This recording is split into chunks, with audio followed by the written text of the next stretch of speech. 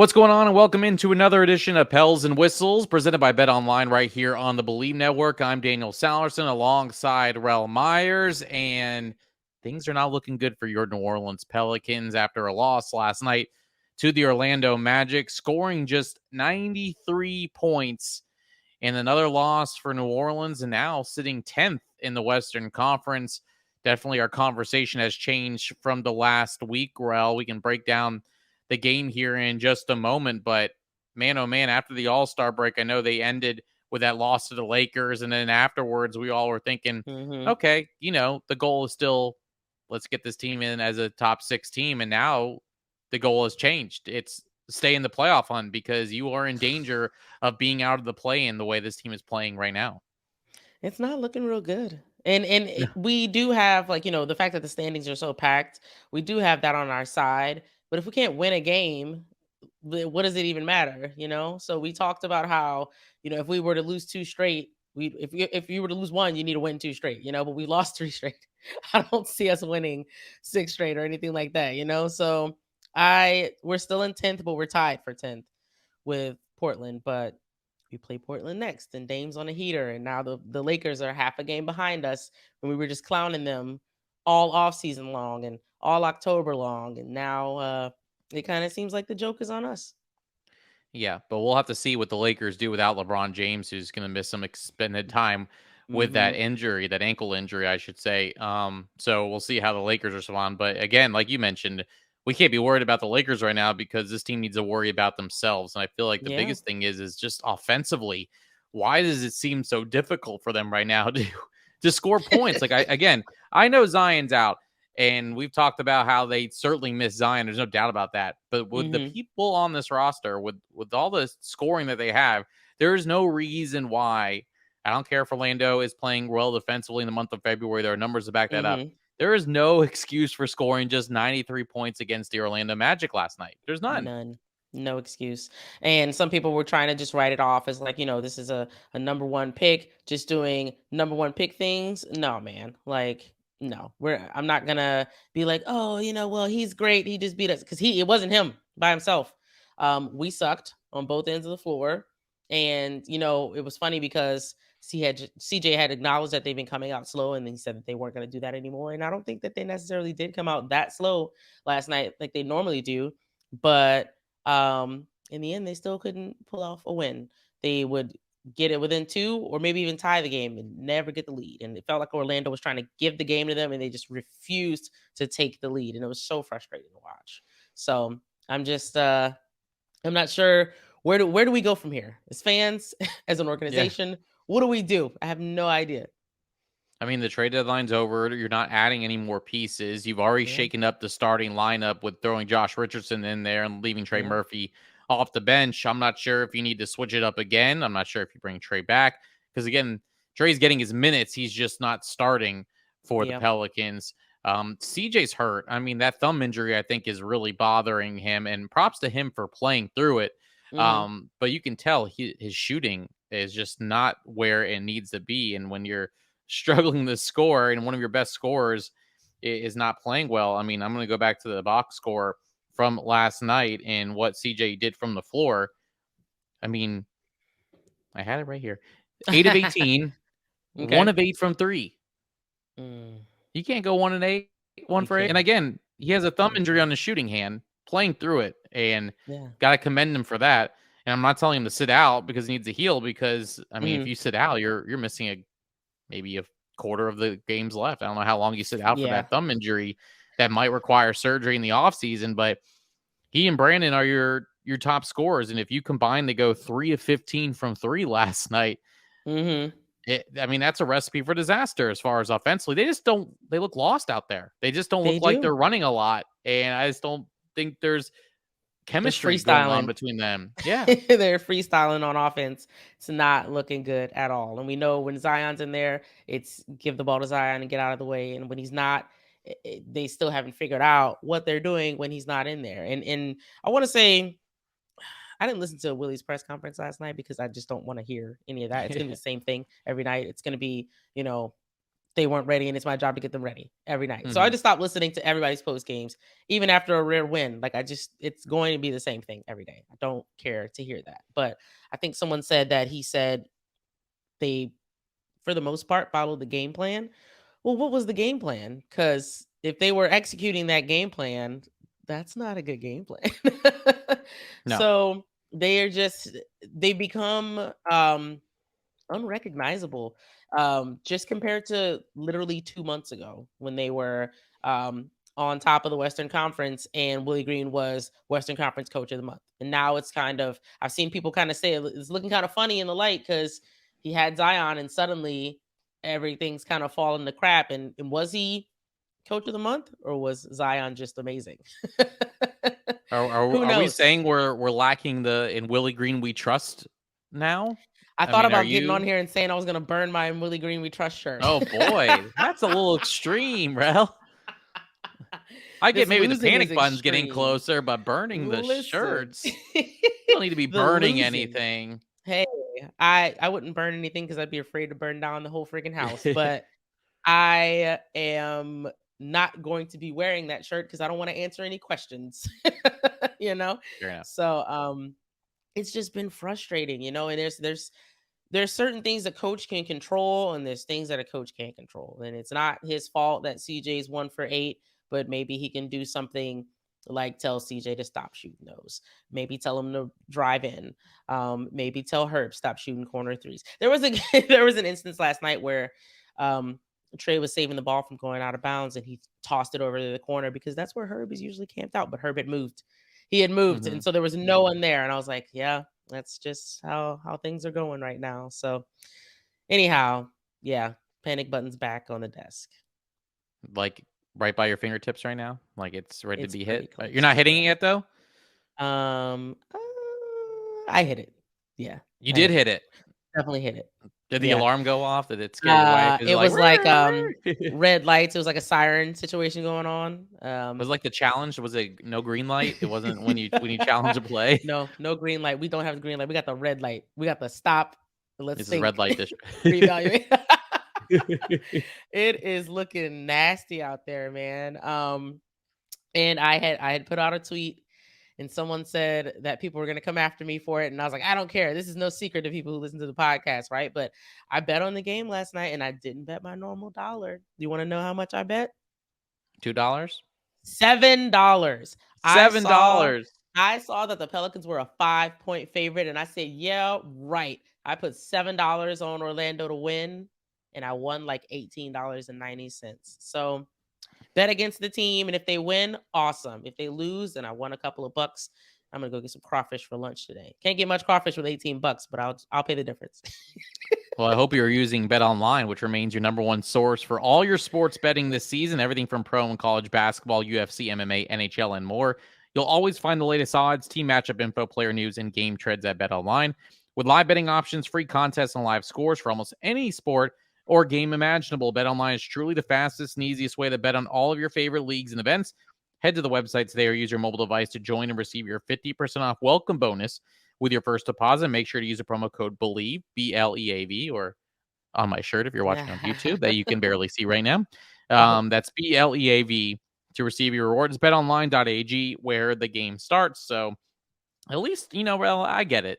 At least you're making money, even if yeah. it's at the expense of the Pelicans. You got to balance it out somewhere where if you're not going to be happy with what the Pels are doing, you might as well make a few shekels from them and go get Yep. some crawfish today. So that game plan certainly works for me. So I'm not hating on you for that. But you mentioned the shooting and whether guys need to. I just think it's so hard to change habits It and to tell is. someone to stop shooting, or hey, Herb, because I think in this day and age, you're encouraged if you're open for three and you are somewhat of a Mhm, 3-point shooter, you're encouraged to shoot.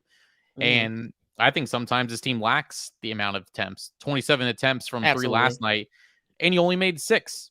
I think that's the biggest issue is the fact that you're not knocking down shots. Again, BI Mhm, and CJ were 3 of 15 out of those. So they made half of your threes, but it took 15 attempts to do so, and you're 6 of 27. So the rest of the team was 3 of 12 from three. They were 3 of 15.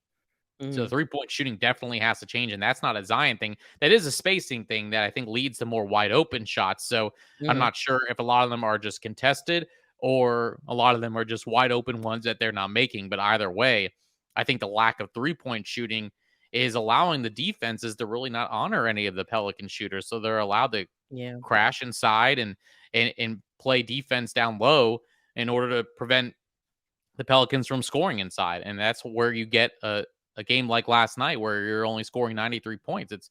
You're not taking any of these guys seriously from beyond the arc Yeah. because, hey, prove it to me that you all can knock down a three. You all start making some threes, I'll start guarding the perimeter. But until then, I just think it's going to be a problem for the Pelicans if they can't get their offense going. Yeah, I'm seeing a lot of Trey passing up threes, and I feel like he doesn't need so much room to get his shot off. So just shoot it, just let it fly. You're the best 3-point shooter on the team. I think percentage wise, I think Bi might be like a little bit higher, but obviously the volume's gonna be a little bit lower there. But I don't know, the aggression's just really not there, and even like with cutting, slashing to the rim, like the aggression is just not there. And I don't know what happened to these guys. I don't know if they feel defeated or deflated without Zion. Which shouldn't be the case because you didn't have him all year last year, and you managed to turn your season around and kind of, um, you know, I guess capture some lightning in a bottle or something towards the end of last season. But like, was that a fluke or what's going on? So I've seen just so much criticization, Hmm. so much criticism with Willie, and he deserves some criticism. I'm not gonna say that he's like free Everyone of does. that. Yeah.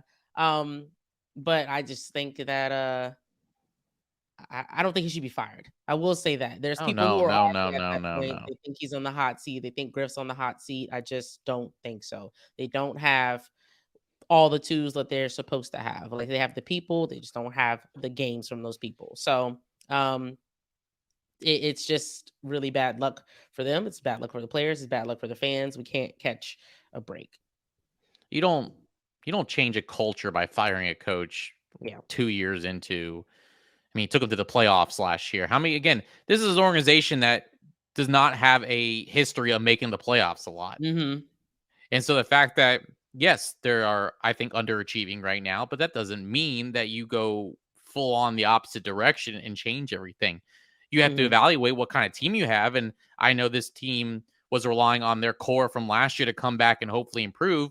But maybe that's where things change in the offseason. Well, maybe some of these guys are not meshing well as we thought they were, or maybe we need to change how our offense is. Maybe we need to add just a bunch of shooting. Maybe we need to add a center. There's so many Yeah. things that are going to be evaluated, but I don't like the fact that whoever is asking for coach to be fired, I just think that's ludicrous. Again, Yeah. that doesn't solve anything right now. Um, we can go into the Hawk situation, talking about head coaches. They're about to have their Oh third yeah. head coach in a span of a week. They're not that is Nuts. not something to be proud of as an organization, and you just don't want Zion to go through another head coach so Hmm. early in his career because then that's going to lose his faith in this organization. Do they need to tweak Hmm. things? Absolutely. And so I think for this team right now, again, look, our tune has changed even just in the last week. And I think we have the right to change our tune because of the Yeah. way the direction the Pelicans has gone, where we said until Zion gets back, play 500 ball, a little better, keep yourself in that 6 to 8 range. And then when he gets back, maybe at the end of March, we don't know, Hmm. get him going, get him on a little bit of a run before the playoffs and then see where it goes. But the mindset, I think, has to change now. I think if Yeah. you're the Pelicans, you just have to figure out ways to win basketball games. You have to figure out and you have to realize that Zion's not coming back right now. And again, we don't know when he's coming back, but Hmm. you got to figure out a way to score.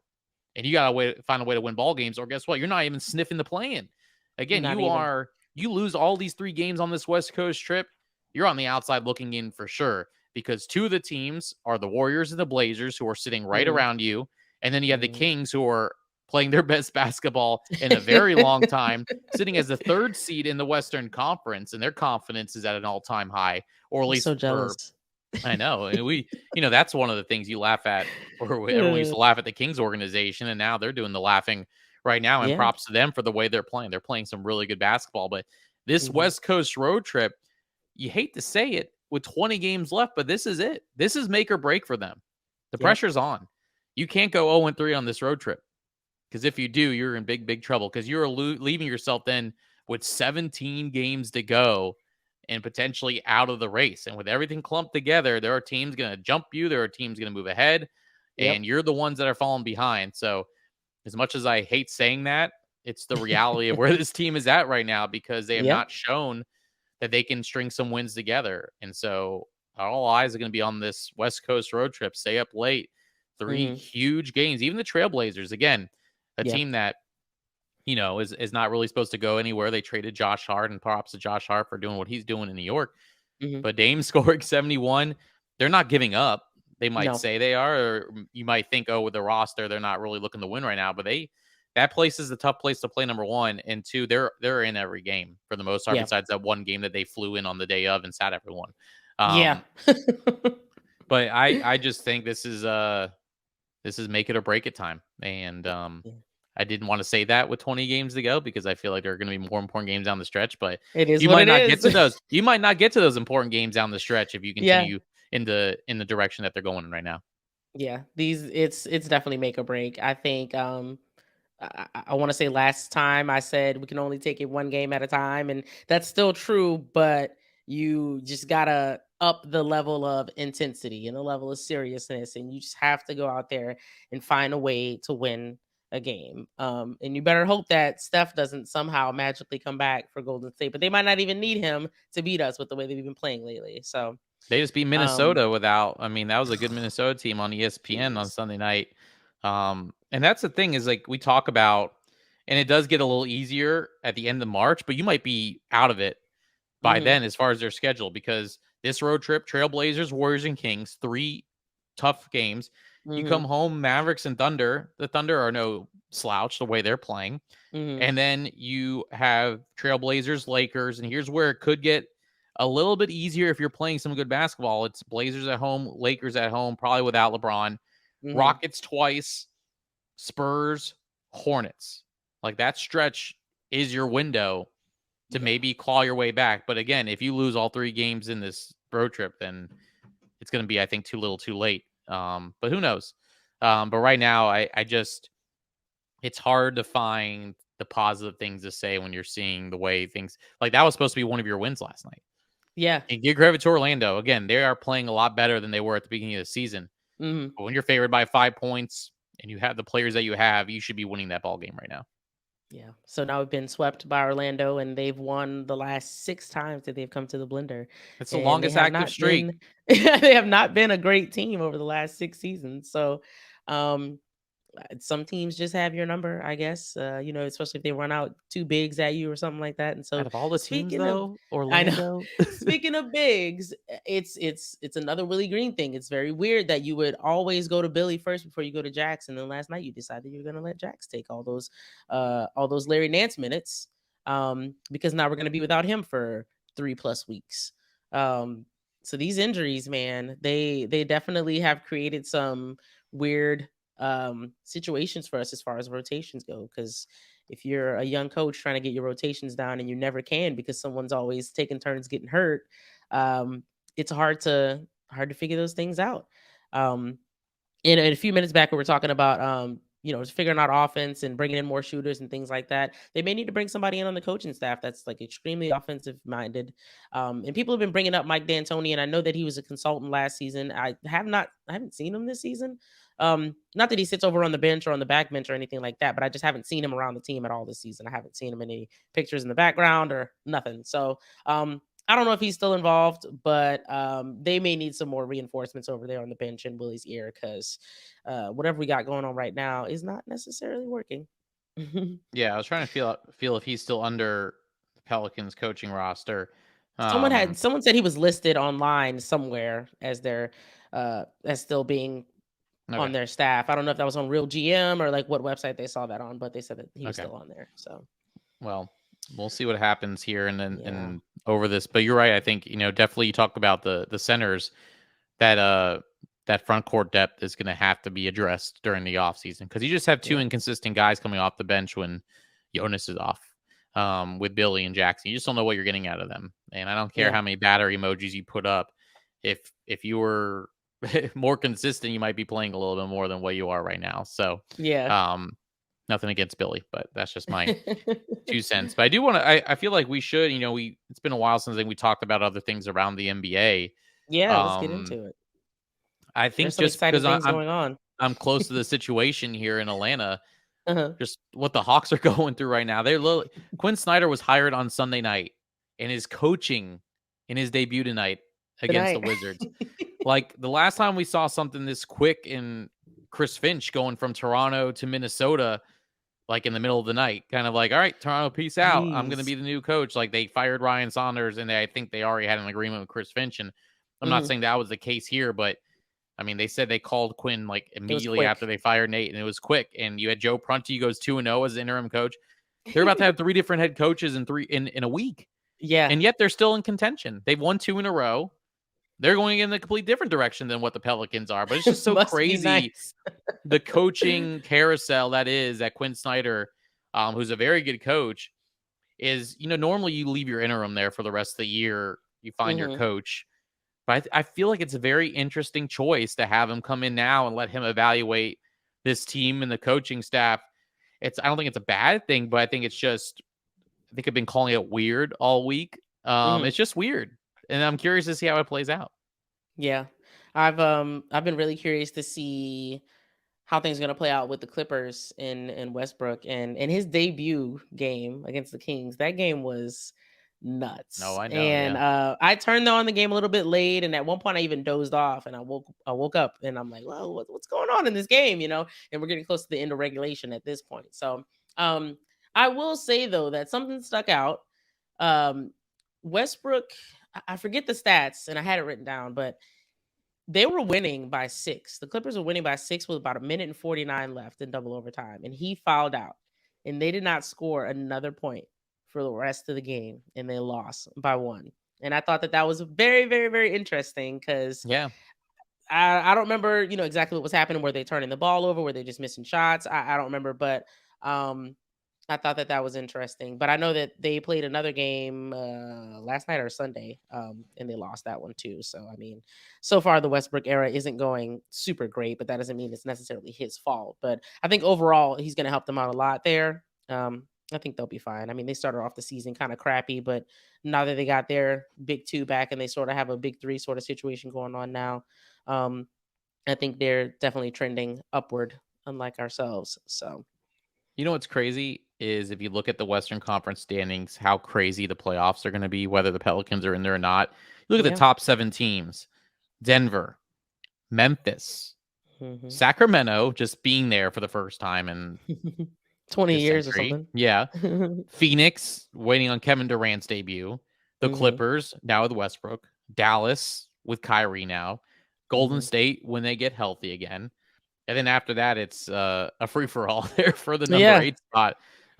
Utah, Minnesota, New Orleans, hell, Portland, LA, and OKC. There are Yeah. 6 teams that could easily take up that 8th spot just because everyone's Yeah. clumped in together. And even though we're so doom and gloom right now on the Pelicans, they are 2 losses behind the Clippers for 5th. Yeah. Still, Mathematically, they're like very, very much still in it. But, we can't you're count on still other having to teams jump to all help these us out. teams though. Exactly. You have to jump 5 teams in order to do that. Exactly. So, Yeah. man, this is going to be interesting. But Yeah. Do you think we even peaked too soon? Like you see how like Phoenix and the Clippers, like they were down, not at the bottom, but they were beneath us for quite some time there. And it's like they started off kind of rough and now they've got it going. And it's the opposite of us. So like do you think that we peaked too soon, maybe? I do believe in momentum, Hmm. and I feel like the Pelicans were took the biggest advantage of that last season to get into the playoffs. They needed to Yeah. play really well to get into that play in. They had to fight their way through, meaning win 2 playing games, one at home and one on the road, and then use that momentum to take a Phoenix Suns team to 6 games. Hmm. So, I don't know about peaking. Maybe they did. I mean, it seems like it. I mean, there's all the evidence to back it up that they have. Hmm. But I do believe in momentum in the right place and right time. You could have struggled for the first 60 games of the year, but if you're hot in the last 20 and get yourself in a good playoff position, I mean, with all those teams 1 through 7 I listed, you could easily have upsets this year in the West, like a 6 Yeah. seed being a 3, just based on what if Golden State is still 7 or 6 because they keep letting Steph get healthy, now Draymond get Mhm. healthy, and then they're fully healthy when they get to the playoffs, and they don't care about home court. They'll be fine on the road. They can I mean, they've been Yeah. terrible on the road this year, so maybe I shouldn't be saying that, but you never know. Like, how crazy would it be if it's Memphis and Golden State in the first round because Golden State can't get out of the play-in? Man, that would be Or if the some sick Pelicans have to stuff. get through a team like Golden State to get into the playoffs. Not feeling confident, but we'll see what happens. But that's what's gonna be again, you gotta give credit Right. to them. Yeah, this is what they wanted. There is a lot of parity Mhm. this year. And Yep. now you're seeing Milwaukee jumping Boston. They've won 14 in a row. You feel like kind of the East, I feel like, is a little more top heavy. You kind of know which teams. It's gonna be Milwaukee, Philly, Mhm. Boston, Cleveland. I think those are the four that you really have to, and the way the Knicks are playing, you maybe put them in a top five. But as far as I think the teams that are can contend for a spot in the finals in the East, I think of those four teams. But in the West, those 7 teams that I listed, Mhm. I don't think anyone can laugh at those 7 teams potentially making it all the way to the NBA Finals. And so I think the pressure's on Denver a little bit because this is a team that's been so close for so many years now that if they don't get over the hump now, at least get to the finals, then when will they? Mhm. So I buckle up. This is as much as we're down on the Pelicans. This is gonna be a lot of fun these last 20 games and figuring out seeding and March Mhm. Madness is here, and it's not just for college basketball; it's for the NBA. So I'm ready to go. Looking at the standings is like I always, always, always bring up the 2018 playoff standings, right? So like Yeah. things have changed so much since then. The Rockets were the number one seed that year. They were 65 and 17. The Warriors were second. The Blazers were third. Now the Blazers were tied. It was a four-way tie between the Blazers, the Thunder, the Jazz, and the Pelicans.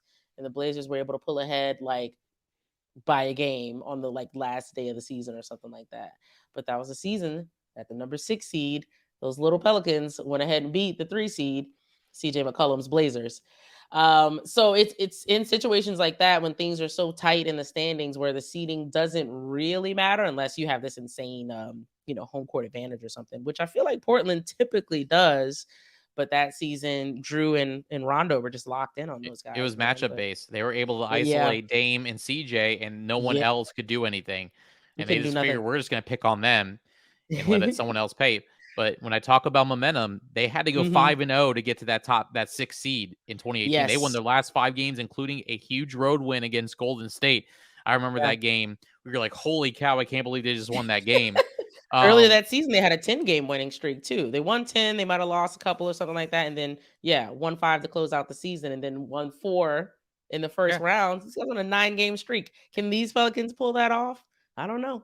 and everyone thought that when DeMarcus went down with that Achilles injury that it was over because Oh, they yeah, were playing so well. I think they were like that's true. 8-1 in their last 9 when he went down with Mhm. that injury. And you were riding the high of just a win over the Rockets at that time, and then the news comes out, and you're like, oh boy, here we go. Yeah.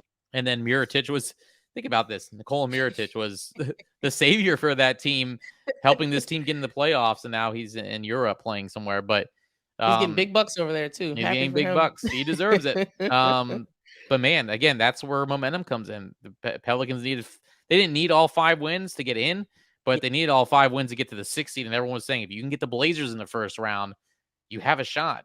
And sure yep, enough, it's about matchups too. It's not just yep, home court. And so if you have a matchup that you feel like you're comfortable with, you just never know. So yep. hopefully going back to New Orleans, um, let's pray here for the next 3 games that they can at least get a win on this road trip. Our road record is so bad. I know, but maybe getting away. I mean, they've been on the road so much post All Star break. I mean, they've only had one home game.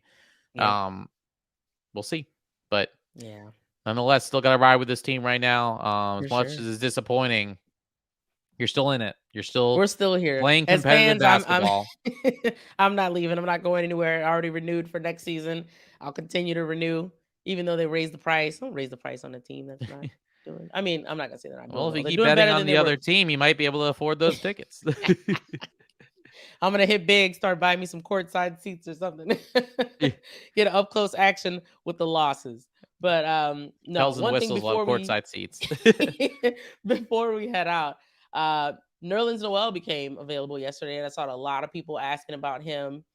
And I've seen people asking about him before, but um, are you thinking that still we're probably stand pat? We're not gonna cut anyone to go pick up I was about to say you have Nerlens to cut Noel. someone.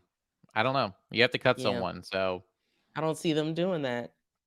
if you say to I don't Mr. know. Temple, have a seat on the bench here, buddy, you can still stay on as a staff member, or hey, it's only 20 games ago. Yeah. Sorry, you can go away for a little bit. We'll bring you back in the offseason. I don't know.